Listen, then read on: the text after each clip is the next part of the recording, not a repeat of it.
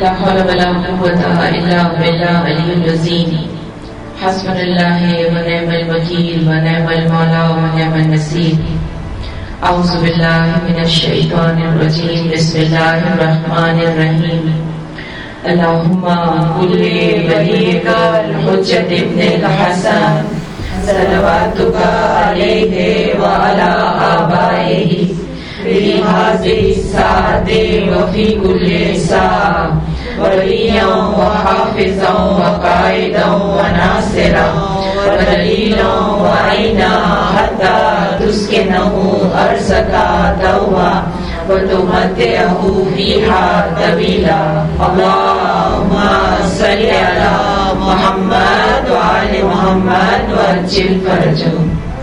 اعوذ باللہ من الشیطان الرجیم بسم اللہ الرحمن الرحیم الحمد للہ رب العالمین والصلاة والسلام علی سید الانبیاء والمرسلین خاتم النبیین سیدنا نبینا شفیعنا طبیب قلوبنا ابی القاسم محمد اللہم صل علی محمد وعلی محمد وعجل فرجہ وأهل بيته الطيبين الطاهرين المعصومين المظلومين أما بعد فقد وقال الله تعالى في كتابه المبين قوله الحق أعوذ بالله من الشيطان الرجيم بسم الله الرحمن الرحيم ألف لام ميم ذلك الكتاب لا ريب فيه هدى للمتقين صلوات اللهم صل على محمد وعلى محمد وعجل فرجه. السلام علیکم ورحمۃ اللہ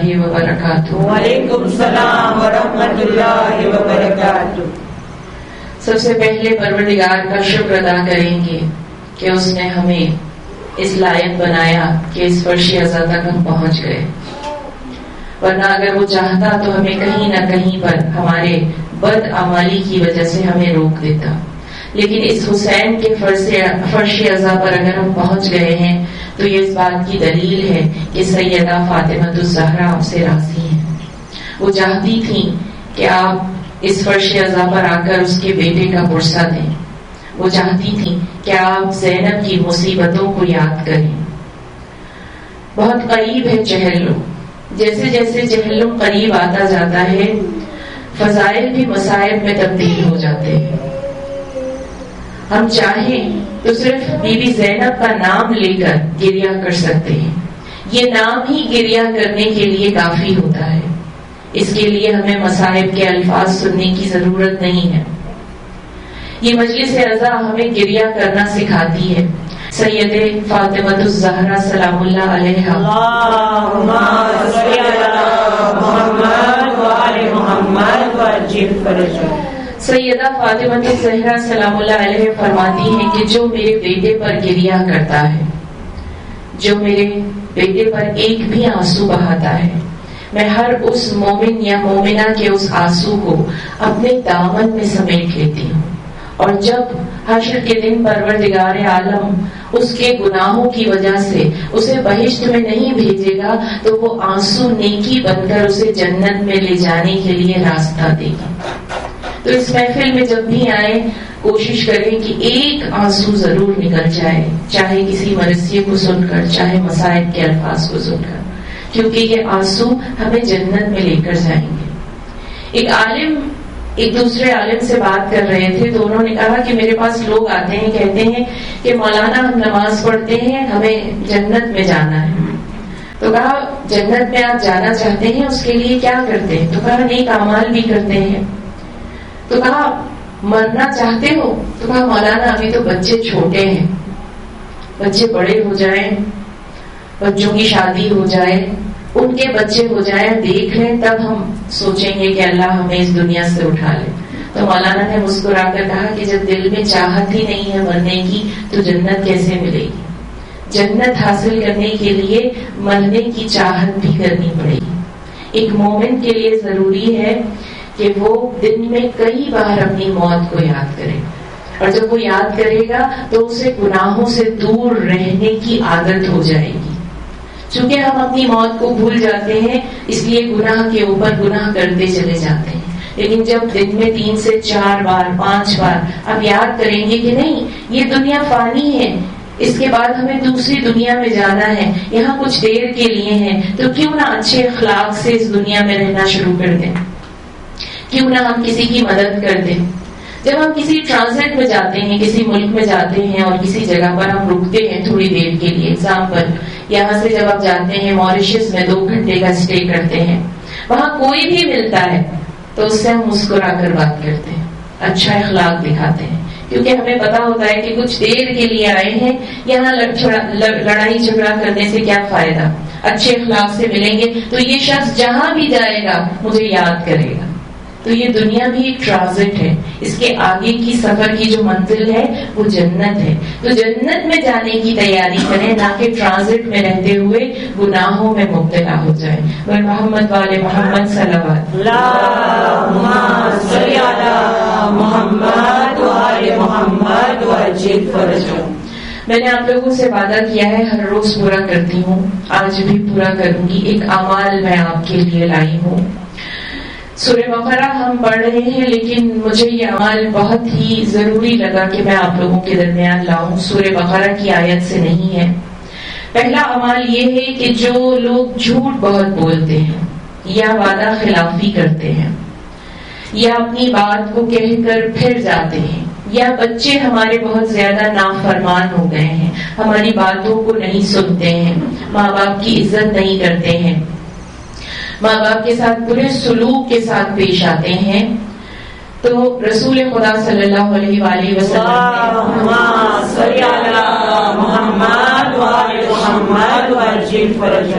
رسول خدا صلی اللہ علیہ وآلہ وسلم نے ارشاد فرمایا ہے کہ سورہ مائدہ المائدہ کی آیت نمبر 1 پہلی آیت، اس آیت کو اگر آپ کسی جھوٹے کے لیے پڑھیں، اگر آپ کسی زانی کے لیے پڑھیں جسے عادت ہو گئی ہو اس طرح کا کام کرنے کی، کسی وعدہ خلاف انسان کے لیے پڑھیں، پڑھنا کیسے ہے کہ سب سے پہلے آپ نے ایک شیشے کا برتن لینا ہے، کانچ کا برتن، وائٹ کانچ کا برتن لینا ہے، اس برتن میں آپ نے اس آیت کو لکھ لینا ہے کیسر سے، کیسر کا پانی بنا کر پاک لکڑی سے اس آیت کو لکھ لیجیے، اور لکھنے کے بعد اس میں آپ شہد ڈالیے، مد ڈالیے، اس باؤل کے اندر، اس پلیٹ کے اندر جس میں آپ لکھ رہے ہیں اس کے اندر آپ شہد ڈالیے، لیکن اس شہد کے لیے شرط ہے کہ اس شہد کو جب نکالا گیا ہو،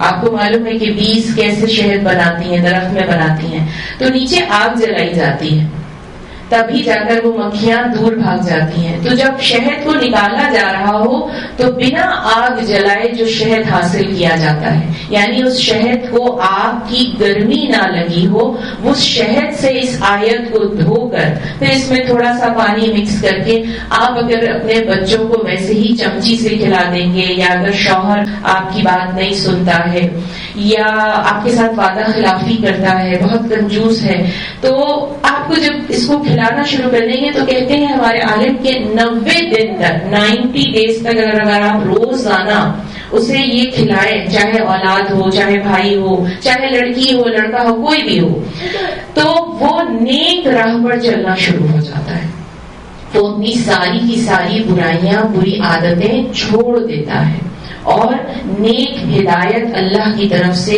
نور کی طرح اس کے اندر شامل ہونا شروع ہو جاتی ہے۔ یہ ایک فائدہ ہے سورہ المائدہ کی پہلی آیت کا۔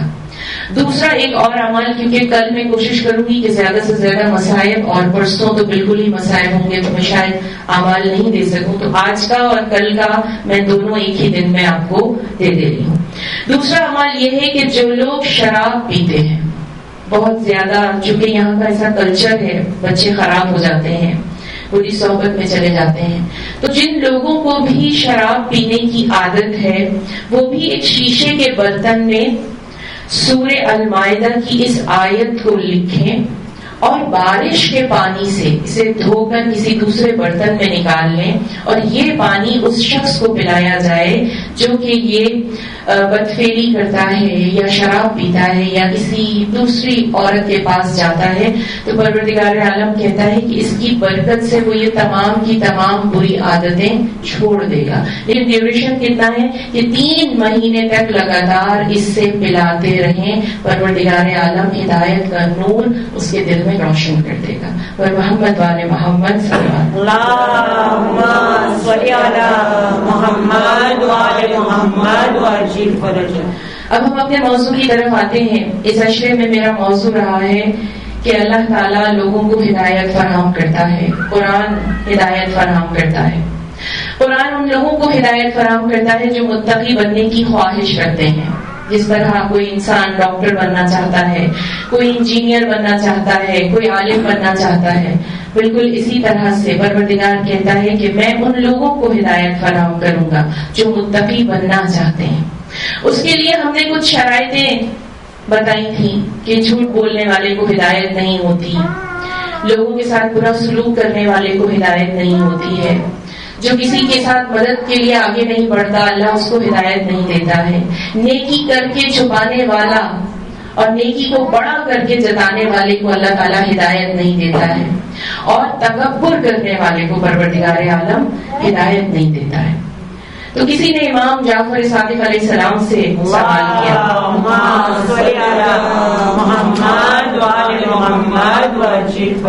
کسی نے امام سے سوال کیا کہ یا امام، میں یہ جو نمازیں پڑھتا ہوں، میں یہ جو عبادت کرتا ہوں، نیک کام کرتا ہوں، کیا یہ بھی تکبر میں شامل ہے؟ تو مولا نے فرمایا کہ نہیں، تکبر اسے نہیں کہا جاتا۔ جب تو اپنے رب کے سامنے سجدہ کرتا ہے اور تیری نیت میں صرف یہ شامل ہوتا ہے کہ تو اپنے رب کو راضی کرنے کے لیے کر رہا ہے یہ سجدہ، تو اسے تکبر نہیں کہتے۔ لیکن اگر سجدہ کرتے وقت تیرا خیال یہ ہو کہ لوگ تجھے متقی اور پرہیزگار سمجھیں گے، لوگ تجھے اعلیٰ درجہ فراہم کریں گے، لوگ تجھے بڑا سمجھیں گے، تو یہی سجدہ تیرے تکبر میں شامل ہو جاتا ہے۔ اسی طرح سے جب حضرت نوح علیہ السلام کو حکم ہوا کہ کشتی نوح کو لے کر نکل جائیں، کشتی نوح کے اندر اللہ تعالیٰ نے انہیں کہا تھا کہ ہر ایک چیز کا جوڑا رکھیں۔ ہر سامان کو رکھنے کے بعد جب کشتی نوح اللہ کے حکم سے روانہ ہو گئی تو اللہ تعالیٰ نے جو وہاں پر موجود اونچے اونچے پہاڑ اور چھوٹے چھوٹے ٹیلے تھے، اللہ تعالیٰ نے ان سے کہا کہ کشتی نوح کو میں حکم پروردگار سے متکبر جو فیل نہیں کرتا ہے، جو تکبر میں نہیں ہے، جو بلند و بالا جگہ ہے، میں اسے وہاں پر روک دوں گا۔ اب جتنے اونچے اونچے پہاڑ تھے وہ یہ سب خیال کرنے لگے کہ چونکہ ہم بلندی پر ہیں، کیونکہ خدا نے کہا ہے کہ بلند چیز کے اوپر جا کے نوح کی کشتی رکے گی تو ہمیں یہ فضیلت ملے گی۔ اب ہر اونچا پہاڑ یہی سوچ رہا تھا کہ اللہ تعالیٰ مجھے یہ فضیلت دے گا، یہاں پر آ کے نوح کی کشتی رک جائے گی اور رہتی دنیا تک میرا نام قائم رہے گا۔ جب یہ خیال دل میں آ رہا تھا پہاڑوں کے، تب اللہ تعالیٰ نے دیکھا کہ ایک چھوٹا سا ٹیلا، چھوٹا سا پہاڑ جو نجف کے قریب ہے، اس نجف کے قریب جو پہاڑی ٹیلا ہے، اس نے دل میں خیال کیا کہ رب کائنات نے وعدہ کیا ہے کہ اونچی چیز کے اوپر جا کر یہ کشتی نوح رک جائے گی تو میری تو باری ہی نہیں آئے گی، میرا تو ذکر ہی نہیں ہے۔ رب کائنات نے دیکھا کہ پہاڑ جو بلند تھے وہ غرور میں مبتلا ہو رہے تھے۔ اللہ تعالیٰ نے حضرت نوح کی کشتی کو نجف کے قریب جو ایک پہاڑی ہے وہاں پر لے جا کر روک دیا۔ تب اس پہاڑی نے اللہ تعالیٰ سے کلام کیا، کہا کہ یا پروردگار، میں تو اتنا چھوٹا سا تھا تو کیوں حضرت نوح کی کشتی کو تو نے میرے اوپر لا کر روکا؟ رب کائنات نے کہا کہ ہر وہ چیز جو دنیا میں چھوٹی نظر آتی ہے لیکن اپنے رب کے سامنے گریا کرتی ہے، اپنے رب سے مدد مانگتی ہے، اپنے آپ کو کمتر سمجھتی ہے، میرے نزدیک وہی چیز سب سے بلند ہے۔ یعنی دنیا میں اگر آپ کے پاس کچھ بھی نہیں ہے، دنیا میں آپ کے پاس عزت بھی نہیں ہے، کوئی آپ کو سلام بھی نہیں کرتا ہے۔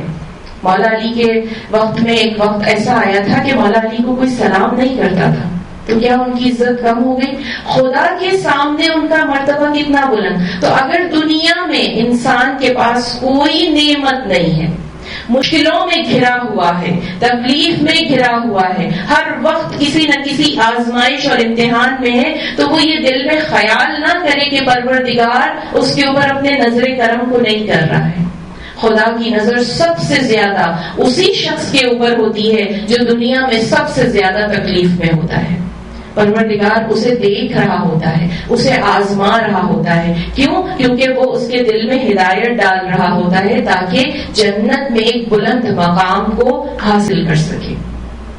کل میں نے آپ کے سامنے حضرت یوسف کا قصہ بیان کیا تھا کہ کیوں نبوت حضرت یوسف کے خاندان سے چلی گئی. کیونکہ دل میں ایک تکبر آ گیا تھا، ایک خیال آ گیا تھا، ایک غرور آ گیا تھا کہ میں حکمران ہوں، میں پیدل اتر کر کیسے اپنے والد کے پیروں کو جا کر چھوؤں.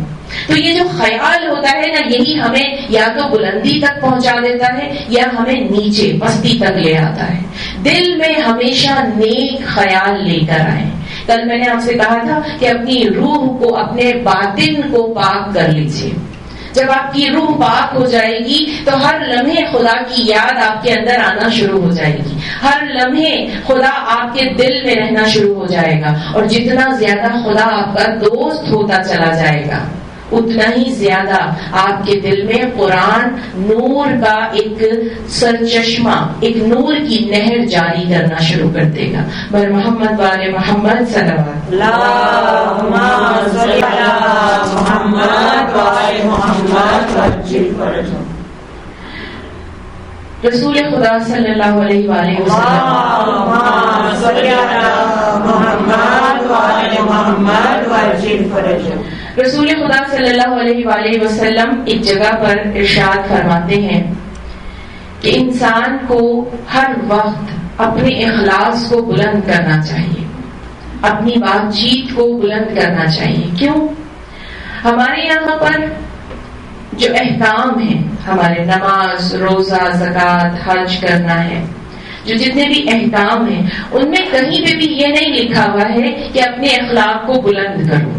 لیکن جب رسول خدا کے اوپر نبوت آئی، اور نبوت سے پہلے جو چیز رسول خدا میں کامن تھی، موجود تھی، وہ ان کا اخلاق تھا. انہیں کہا جاتا تھا امین، انہیں کہا جاتا تھا صادق، سچ بولنے والا، امانت دار. یہ رسول خدا نے اپنی ذات میں رکھا ہوا تھا، خدا نے ان کی ذات میں ڈالا ہوا تھا. یعنی ہمیں دنیا میں رسول خدا نے کہا کہ تمام چیزوں پر تو آپ عمل کریں گے، کیونکہ اگر نماز نہیں پڑھیں گے تو خدا قبر میں سوال کرے گا، اگر خمس نہیں دیں گے تو خدا سوال کرے گا. حج واجب ہے، روزہ واجب ہے، واجبات نہیں کریں گے تو اس کے لیے اللہ آپ سے سوال کر سکتا ہے. لیکن ایک چیز ہے جسے کہا جاتا ہے حقوق العباد، اللہ کے بندوں کا حق. جب تک آپ اللہ کے بندوں کا حق ادا نہیں کریں گے، اللہ تعالیٰ اپنے کلام یعنی قرآن کا جو نور ہے وہ ہدایت بن کے آپ کے دل کے اندر نہیں آئے گا. اس کو سمجھانے کے لیے میں آپ کے سامنے حیات الدنیا میں ایک کتاب ہے، اس سے ایک واقعہ بیان کرتی ہوں. امام جعفر صادق علیہ السلام ارشاد فرماتے ہیں، اللہم صلی علی محمد وآل محمد وعجل فرجهم. امام جعفر صادق علیہ السلام ارشاد فرماتے ہیں کہ جب حضرت لقمان اپنے بیٹے کو نصیحت کر رہے تھے، وہ بیٹھے ہوئے تھے اور حضرت لقمان اپنے بیٹے کو نصیحت کر رہے تھے کہ فلانی جگہ پر ایسے رہنا، اپنے اخلاق کو بلند کرنا، لوگوں کے کام آنا. اور جب نصیحت کر چکے اور کچھ وقت گزر گیا تو دیکھا کہ حضرت لقمان کا بیٹا بہت بیمار رہنے لگا تھا، بہت بیمار ہو گیا تھا، اور حضرت لقمان سے پہلے ان کا بیٹا گزر گیا تھا. تب حضرت لقمان نے اپنے بیٹے سے کہا کہ میں تمہیں نصیحت کر رہا ہوں کہ جب دنیا سے جانے لگو تو اللہ کی محبت میں جانا. تو اس بیٹے نے کہا کہ میں آپ سے معافی مانگنا چاہتا ہوں کیونکہ میں نے بہت سارے آپ کے حق ادا نہیں کیے. اور اس نے یہ جملہ کہا اور وہ اللہ تعالیٰ کی بارگاہ میں چلا گیا. روتے روتے حضرت لقمان نے کہا کہ پروردگار عالم، میں جانتا ہوں کہ اس دنیا میں میرے بیٹے سے بہت سی غلطیاں ہوئی ہیں، میں اپنا حق اسے معاف کرتا ہوں. میں تو ایک بندہ ہوں، تیرا بنایا ہوا بندہ ہوں، میں اپنا حق اسے معاف کرتا ہوں. تو رب کائنات ہے، اس دنیا کو تو نے خلق کیا ہے. میں چاہتا ہوں کہ تو بھی اپنا یہ حق، جو اگر اس نے گناہ کیا ہے، کسی کا دل دکھایا ہے، کسی کو تکلیف پہنچائی ہے، تو اسے معاف کر دے. پروردگار عالم نے کہا کہ اس رسول یعنی امام فرماتے ہیں کہ اس وقت اللہ تعالیٰ کی جو حکمت تھی وہ کانپ گئی. کہا کہ ایک بندہ ہو کر اپنا حق اگر کسی پر معاف کر دیتا ہے تو رب کائنات کہتا ہے کہ دنیا میں چاہے اس نے کتنے ہی برے فعال انجام کیوں نہ کیا ہو، کتنے ہی گناہ کیوں نہ کیے ہوں، پروردگار کہتا ہے کہ اگر ایک انسان آپ کو معاف کر دے گا تو میں اپنا تمام حق معاف کر دوں گا. کہا جاتا ہے کہ کسی بھی انسان کو دیکھ کر یہ نہ کہو کہ یہ برا انسان ہے، کیونکہ ہو سکتا ہے اس وقت وہ برا ہو، لیکن آگے جا کر کوئی ایسا عمل کر لے کہ پروردگار عالم اسے تجھ سے بہتر بنا دے. اور ایسا ہوا ہے ہماری ہسٹری میں، جا کر آپ دیکھیں کہ کتنے ہی ایسے لوگ تھے جو گناہوں میں مبتلا تھے، لیکن انہوں نے آگے جا کر اپنے آپ کو اللہ کے نور میں، ہدایت میں اپنے آپ کو ڈال لیا. تو کسی انسان کو کمتر نہ سمجھے، کسی انسان کے سامنے اپنے آپ کو بہت اونچا، بلند اور مرتبے والا نہ سمجھیں، کیونکہ خدا کو غرور پسند نہیں ہے. حضرت علی علیہ السلام ارشاد فرماتے ہیں،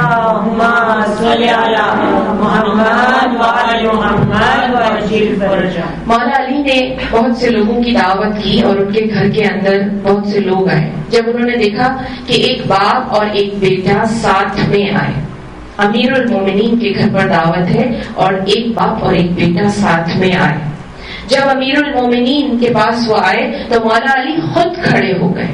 امیر المومنین خود کھڑے ہو گئے. چاہتے تو کسی غلام کو بھی کہہ سکتے تھے کہ انہیں ویلکم کر لیں، انہیں اپنے پاس بلا لیں، لیکن خود کھڑے ہوئے اور غلام سے کہا، قمبر سے کہا کہ جاؤ روز واٹر لے کر آؤ، گلاب کا پانی لے کر آؤ. قمبر گلاب کا پانی لے کر آیا تو مولا علی نے کہا، جو وہ باپ بیٹا آئے تھے اس میں سے باپ کو، کہ میرے پاس آؤ، میں تمہارے ہاتھ دھلواؤں گا. کیا علی غرور نہیں کر سکتے تھے؟ ان کے گھر میں ارواح آتے تھے، فرشتے آتے تھے، جبرائیل امین آتے تھے. وہ چاہتے تو غرور کر سکتے تھے، ان پر غرور ساکت ہے، لیکن کیا سکھایا انہوں نے کہ جب کوئی آپ کے گھر پر آئے تو اس کے لیے احترام میں کھڑے ہو جاؤ. اس کے دعوت کے وقت میں اس کے ہاتھوں کو خود دھلانے کی کوشش کرو. اس کے ہاتھ دھلائے گلاب کے پانی سے. کہا گلاب کے پانی سے کیوں ہاتھ دھلوائے؟ کہا اس لیے کہ جب تم گلاب کے پانی سے ہاتھ دھو گے تو میرے گھر میں اللہ تعالیٰ کی رحمتیں اور برکتیں نازل ہوں گی. اور یہ ایران کے جتنے مجتہد ہیں ان کے گھروں میں جب آپ جائیں گے، جو مجتہد لیول کے ہیں، جو علم کو جانتے ہیں، جب آپ ان کے گھر جائیں گے، کھانا کھائیں گے تو وہ جاتے ہی پہلے آپ کو گلاب کا پانی دیں گے، روز واٹر دیں گے، کہیں گے کہ وہ آپ اس سے ہاتھ اپنے نم کر لیں.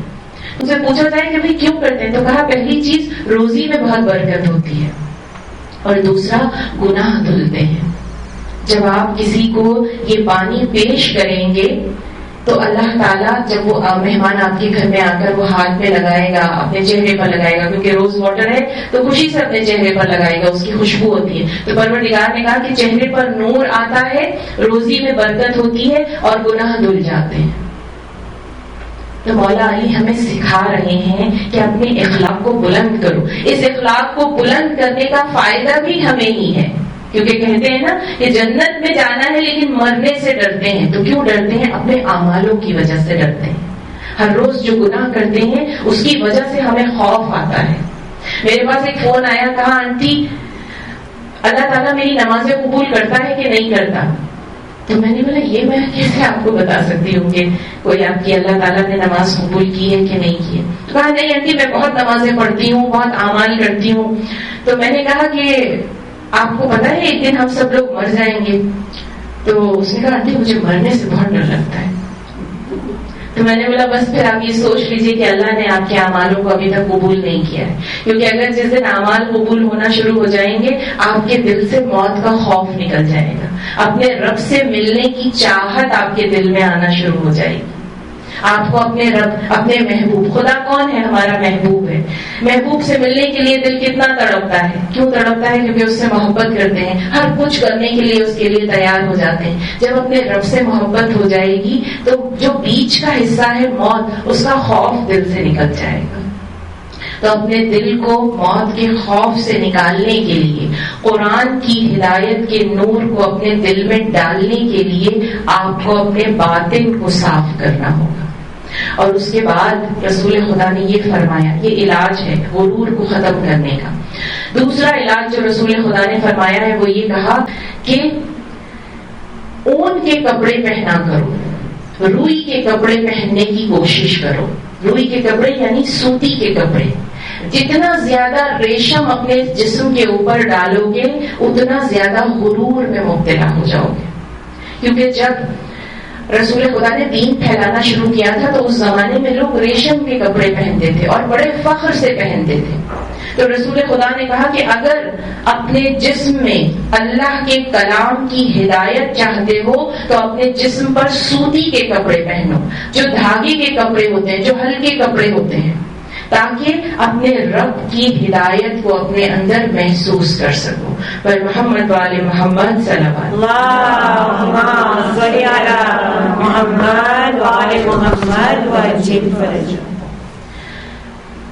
یہ جو عشرہ ہوتا ہے، عشرہ زینبیہ جسے کہا جاتا ہے، اصل میں یہ بی بی زینب کی مصیبت اور تکلیف کا عشرہ ہوتا ہے۔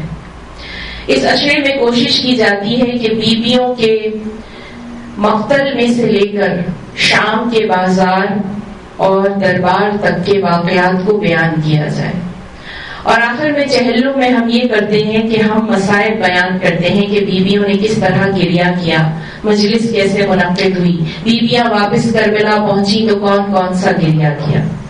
یہ مسائل اس لیے سنائے جاتے ہیں تاکہ ہمیں اس بات کا احساس دلایا جا سکے کہ بیویوں پر کتنی مصیبتیں اٹھائی گئی۔ جناب زینب کو ایک بہت بڑا صدمہ تھا۔ جب وہ مدینہ بھی پہنچ گئی تو ہر وقت اس بات کا گریہ کرتی تھی، اس بات کو سوچ کر بہت رویا کرتی تھی کہ بے پردہ نام محرموں کے مجمع میں لایا گیا تھا، اور اتنی غربت تھی کہ بیویاں چاہتے ہوئے بھی اپنے چہروں کو، اپنے جسموں کو ڈھانک نہیں سکی۔ ہوا یہ تھا کہ جب کربلا ختم ہو گئی اور بیویوں کو روانہ کیا جانے لگا شام کی طرف، میں نے اپنی ایک حدیث کل بیان کی تھی، میں وہیں سے آپ کو کربلا سے شام لے کر جاؤں گی۔ جب بیویاں گریہ کرنے لگیں، رخصتی کرنے لگیں، ایک ایک لاشیں پر گئیں، ماتم کرنے لگیں، تو میں نے کہا کہ بی بی رباب نے گریہ کیا اور کہا مولا اگر چادر ہوتی تو آپ پر سایہ کرتی، اگر میرے پاس پانی ہوتا تو آپ کی قبر بنا کر اس پر پانی ڈالتی۔ اور اس کے بعد دو جملے اور کہے۔ بی بی نے کہا کہ مولا میرے پاس آپ کی دو ہی امانتیں تھیں، صرف دو امانتیں تھیں، ایک علی اصغر جو میں نے آپ پر قربان کر دیا، مولا اب میرے پاس صرف ایک میری بیٹی ہے بی بی سکینہ، موقع ملے گا نا تو اسے بھی آپ پر قربان کر دوں گی۔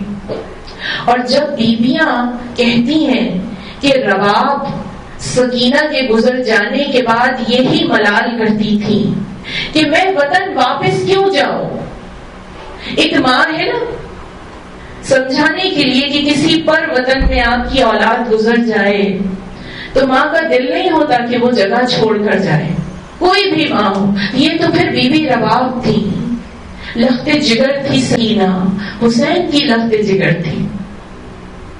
جب سکینہ سے ودا کرنے لگی تو ایسے تڑپ کر رو رہی تھی جیسے سکینہ ابھی گود میں آ جائیں گی، بار بار یہ کہتی جاتی تھی سکینہ تمہیں مدینے جانے کا بڑا شوق تھا، سکینہ تمہیں میں مدینے لے جانا چاہتی ہوں، لیکن سکینہ زندان شام میں اس خاک میں چلی گئی۔ جب یہ قافلہ نکلا تو جانتے ہیں جناب زینب کو بھی ایک دکھ تھا، کیونکہ جب جناب امام حسین علیہ السلام مقتل میں جا رہے تھے تب بی بی زینب کو بلا کر معصوم سکینہ کا ہاتھ زینب کے ہاتھ میں دیا تھا اور کہا تھا اے زینب میں اپنی سکینہ تمہارے حوالے کرتا ہوں۔ جب زینب شام سے تنہا جانے لگی تو ایک مقام پر جا کر رک گئی اور رک کر کہنے لگی بیویوں رک جاؤ، میری اس آواز کو، میرے اس جملے کو یاد رکھنا۔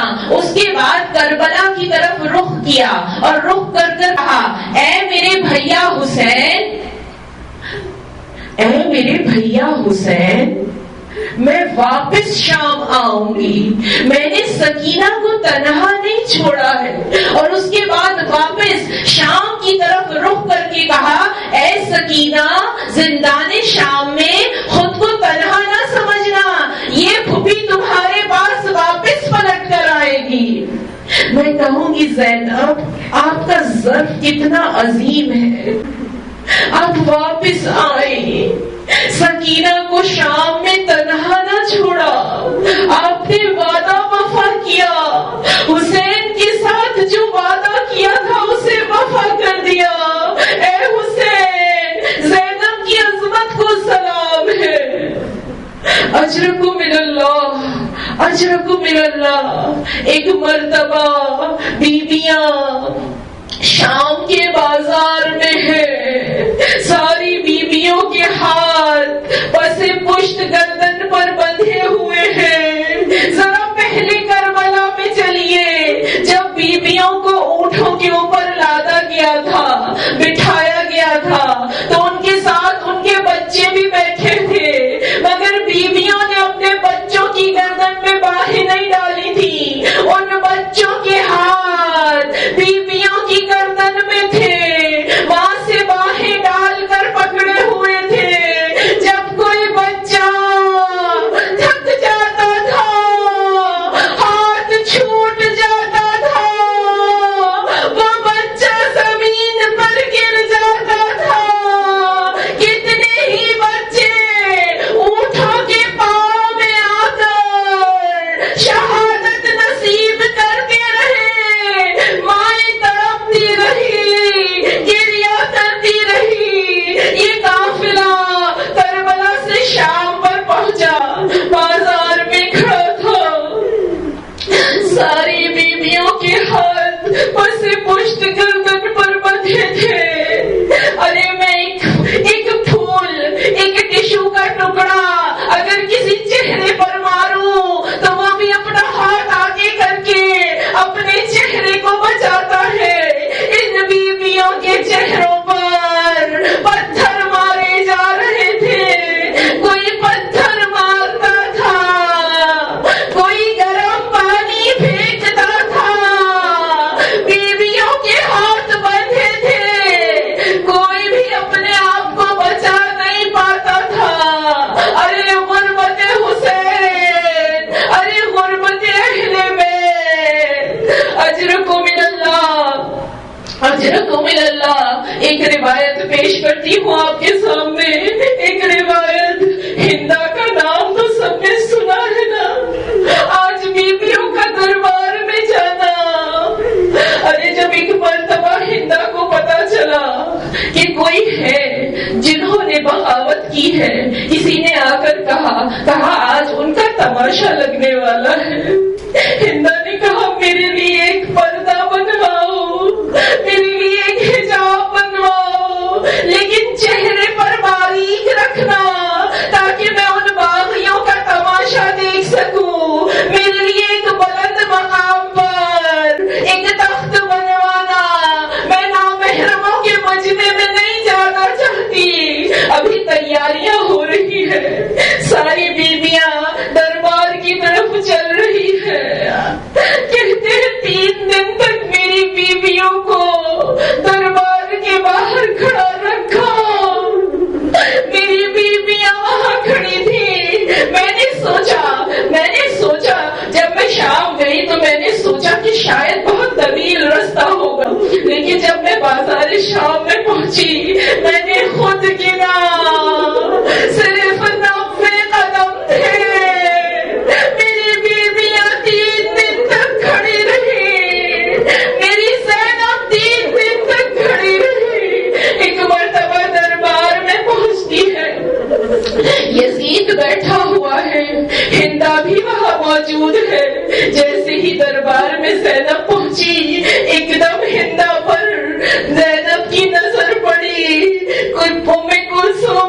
کہتی ہے کلثوم جانتی ہو یہ کون ہے؟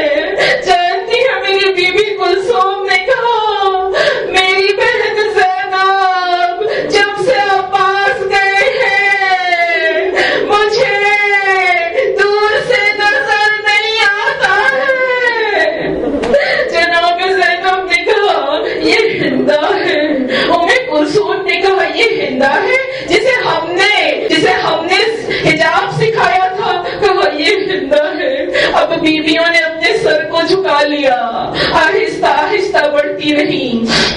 ایک مرتبہ ہندا نے سوال کیا، ہندا نے کہا اے بیویوں تم کہاں کی رہنے والی ہو؟ جناب زینب نے سر کو جھکا کر کہا ہم مدینے کی رہنے والی ہیں، مدینے کا نام سننا تھا۔ ہندا تخت سے نیچے آ گئی۔ بی بی زینب نے کہا تو نیچے کیوں آ گئی؟ کہا میں مدینے والوں کا احترام کرتی ہوں۔ ہندا نے کہا میں تجھ سے سوال کروں گی، کسی کے بارے میں پوچھوں گی، تو مجھے جواب دے گی۔ تب کہا میری زینب نے پوچھ، کس کو پوچھنا چاہتی ہے؟ کہا مدینے میں میرے مولا رہتے ہیں۔ کہا تیرے مولا کا کیا نام ہے؟ کہا میرے مولا حسین ہے، مجھے ان کا حال بتا دے۔ جناب زینب نے کہا اور کس کا پوچھنا چاہتی ہے؟ کہا میرے مولا کا ایک بھائی ہے، نام عباس ہے۔ کہا اور کس کا پوچھنا چاہتی ہے؟ کہا ایک بیٹا ہے، بڑا عابد ہے، نام زین العابدین ہے۔ میری بیوی نے تڑپ کر کہا اور کس کا پوچھنا چاہتی ہے؟ کہا ایک بیٹا شفیع پیغمبر علی اکبر ہے۔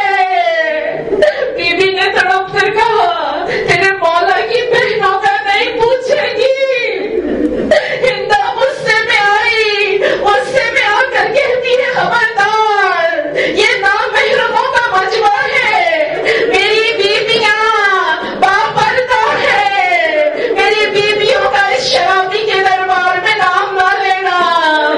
ایک مرتبہ زینب نے چہرے کو اٹھایا، کہا اے ہندا یہ رہی زینب، یہ ام کلثوم، یہ رباب اور سب سے پیچھے سکینہ۔ ہندا نے کہا بی بی یہ کیا ہو گیا؟ ہندا نے اپنی چادر اتار کر پھینک دی۔ ایک مرتبہ یزید نے جب دیکھا کہ ہندا نے چادر پھینک دی، نامحرموں کا مجمع اتر کر آیا، اپنی ابا ہندا کے سر پر رکھی۔ ہندا نے ابا اتار کر پھینک دی، کہا اے لعین، جس نے پردہ سکھایا تھا اسے بے پردہ کر دیا، میں یہ چادر نہیں پہنوں گی۔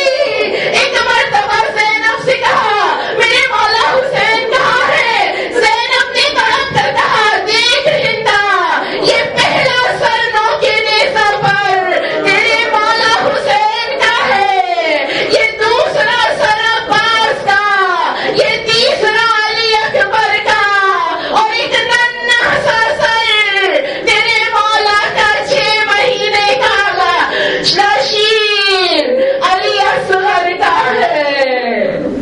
انا للہ و انا الیہ راجعون، انا للہ و انا الیہ راجعون، الا لعنت اللہ علی قوم الظالمین۔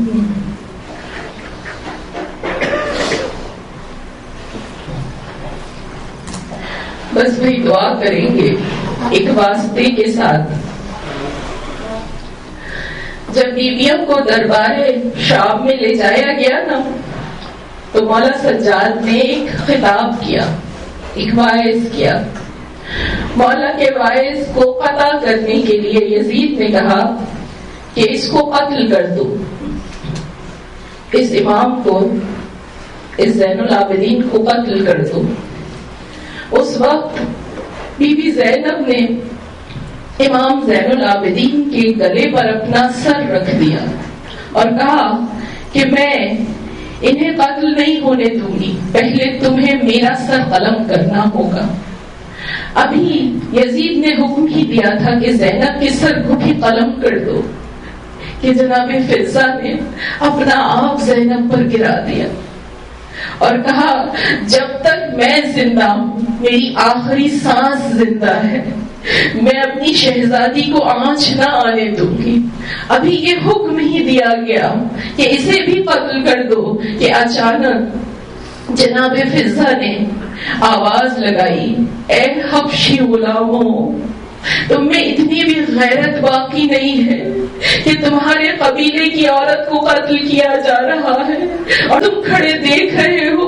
ایک مرتبہ دربار میں تلواریں نکل گئی، سب جناب فضہ کے لیے کھڑے ہو گئے۔ اس وقت جناب زینب نے تڑپ کر کہا، اے بابا، میں تو نواسی رسول ہوں، آج میرا ساتھ دینے والا کوئی نہیں ہے، میں علی کی بیٹی ہوں، آج علی کی بیٹی کو سنبھالنے والا کوئی نہیں ہے۔ اس خادمہ کی، اس غلامہ کی اتنی حیثیت اور جناب زینب کو پوچھنے والا، مدد کرنے والا کوئی نہ تھا۔ میں واسطہ دیتی ہوں جناب زینب کی غربت کا، پروردگار عالم ہماری اس عبادت کو قبول و مقبول فرما لے۔ پروردگار عالم تو بڑا غفور الرحیم ہے، ہم سب کے گناہوں کی مغفرت فرما دے۔ بار الہ جہاں جہاں جو بیمار ہے، بیماری کربلا کے صدقے میں ان کی بیماری کو دور فرما دے۔ پروردگار عالم تو اپنا رحم کر سکتا ہے، تو غفور الرحیم ہے۔ پروردگار عالم اس فرش عزا کی برکت سے جس کے دل میں جو حاجت ہے، پروردگار عالم اس حاجت کو قبول و مقبول فرما لے۔ امام زمانہ کی ظہور میں تعجیل فرما دے، ہمیں ان کے لشکر میں شامل فرما دے۔ ماتم حسین